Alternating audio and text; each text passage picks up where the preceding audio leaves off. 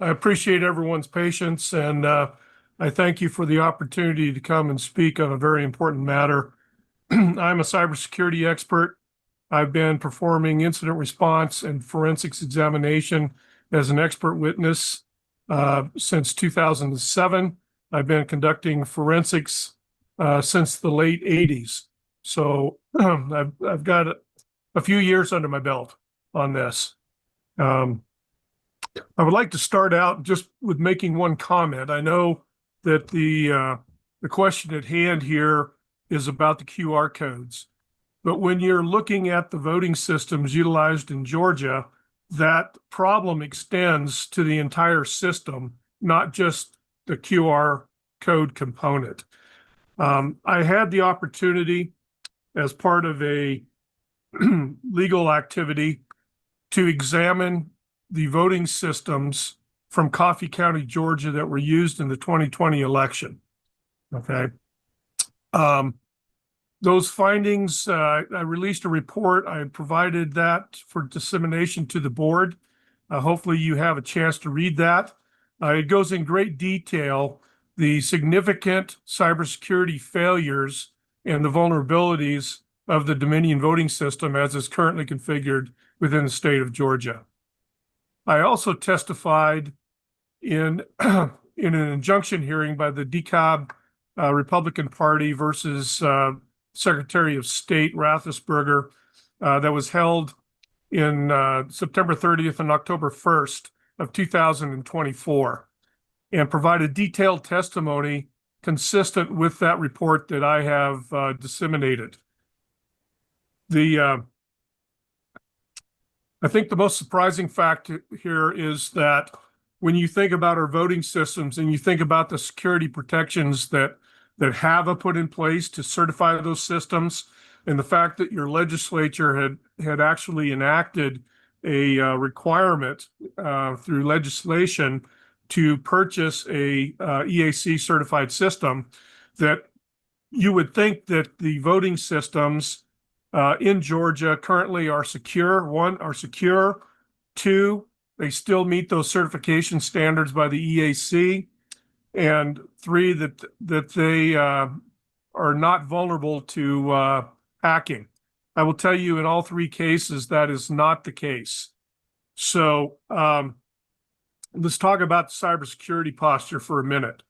And I'm going to make a statement here that if you own a home computer, then that computer is better protected from a cybersecurity perspective than the voting systems are within the state of Georgia.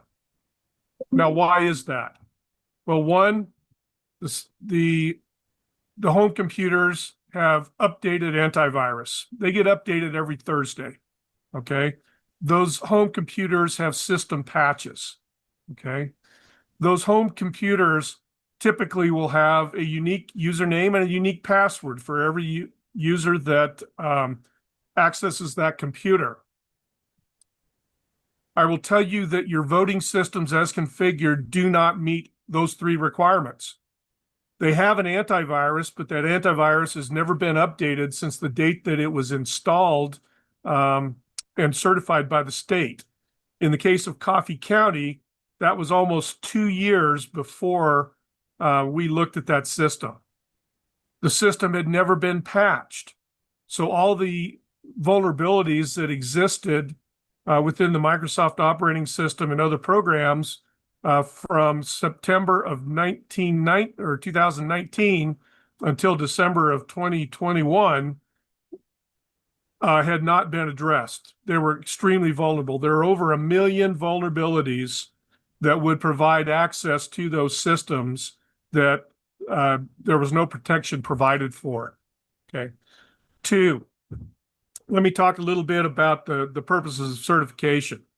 So the purpose of certification under the HAVA Act and by the state is to ensure that those systems are secure, that they are not vulnerable to unauthorized access, and that their baseline can be in a static position so that you know the programs that are on there are not going to harm the system, nor are they going to provide unauthorized users access to that system. Okay.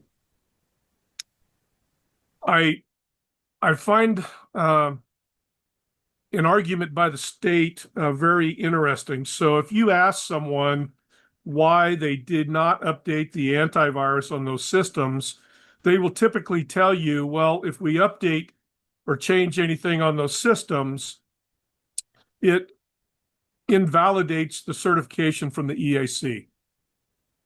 And that is true. Okay. Theoretically, it would invalidate that certification. But the problem comes in the fact that those systems actually contain multiple copies of compilers. Now, compilers actually change human readable code into machine executable code.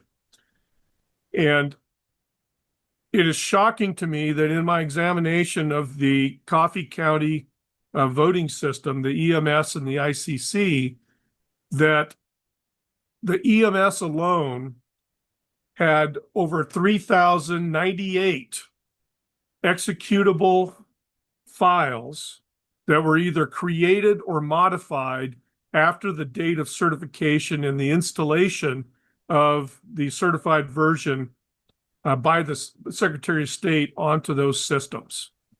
Now,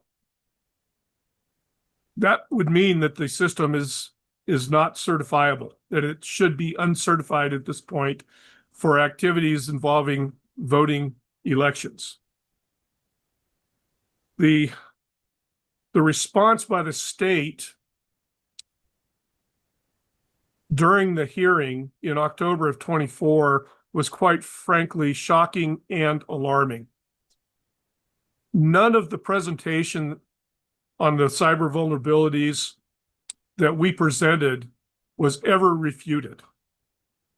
Their argument was, yes, I know we have a legal requirement to purchase a certified system, but there is no legal requirement for us to maintain the certified state of that system. I have also distributed the appellate reply by the Secretary of State's attorneys in that very matter. And if you look on pages 11, 12, and 16, you will see that argument, and that argument is signed by the attorneys representing the Secretary of State. That is shocking to me, especially given the fact that following the 2020 election, there were very public statements made by the Secretary of State's office that the systems were secure, that there was nothing changed on those systems, and that it was preposterous to think that any manipulation or anything could have occurred on those systems. Well, the system that I examined in Coffee County certainly did not meet that description that was publicly broadcast to the Georgia public. We've often been asked, well, have you proven that there was any manipulation that occurred on those systems? And the answer is we cannot definitively prove that because one way or the other, either yes or no, because the security mechanisms that control the logging and the monitoring of those systems simply don't record enough of the right data and don't record all of the right data. So for example, the Windows security logs on that system are only configured to retain 20 megabytes of data. That is enough coverage to hold approximately 5 days worth of logging. And as you know, with early voting, et cetera, you're talking about 35, 40 days that should be retained as part of those logs. The system that I examined, the security logs did not actually cover the election voting system time frame. The other piece that they don't monitor or log at all is what programs are executed on that system. Okay? Is it only the EAC approved executable files? You don't know because they don't log it and they don't alert on those things. What happened on the networks? Well, they don't log any network activity. So you don't know if a rogue device was joined to the network. to get unauthorized access to that system or not. Period. It just simply does not exist. Okay. I have also, as part of that Coffee County cybersecurity report, I outlined the DHS best practices for securing election systems. And I've detailed that in depth, and for the purpose of brevity here, I will tell you that none of those recommendations are fully implemented on the Dominion voting systems. I'll give you an example. One of those categories is the voting system username and password. It is true that those systems do have a voting username and password. However, they have the same usernames on every system. And in every jurisdiction that I have examined, all of the usernames are the same for each user account. And those usernames and those user passwords have never been changed since the day that that system was installed. So in the case of Coffee County, those usernames and passwords had not been modified or changed for almost 2 years. Now think about the number of election volunteers that go through in the course of 2 years of local, municipal, state elections. You have a totally insecure system with the knowledge of those passwords running wild, essentially. Now, just to make myself clear, usernames are used to control your accesses within a system. There are admin accounts and there are user accounts. Anybody who is only designated as a user can use that same password to gain admin privileges. Okay. I am running tight on time. I appreciate your patience with this. I'm going to put one simple analogy here in an observation. These vulnerabilities have been known in these voting systems since March of 2021. The legislatures have failed to act to respond and address those well-known vulnerabilities at this point. And here we are shortly before another election cycle. And what we hear as an argument is, well, it's too close to an election. We can't modify our procedures. We can't adapt to secure our elections. And I say, what were you doing for the last 5 years? As parents, if you give your teenager a car and you know that the tires are going to blow out, you know the brakes are bad, you know the motor is about to go out and it's smoking out the tailpipe like, my Uncle Clyde's cigars, you're not going to let them drive that car to a dance. You're not going to let them take that out. Why would we do less with our election systems?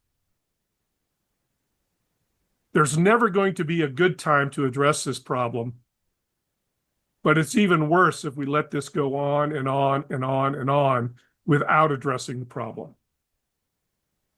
These are the foundation of our democracy, and I encourage you to debate and come up with the best possible plan to ensure that our voting systems and our voter integrity is secure. Thank you, and I'd be willing to address questions.